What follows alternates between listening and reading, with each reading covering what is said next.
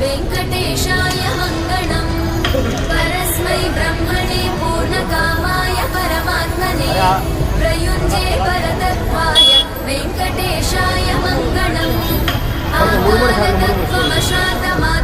आत्मनामनुपश्यताम् अतृप्त्यमृतरूपाय वेङ्कटेशाय मङ्गलम्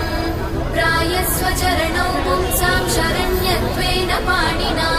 कृपया दिशते श्रीमन् वेङ्कटेशाय मङ्गलम्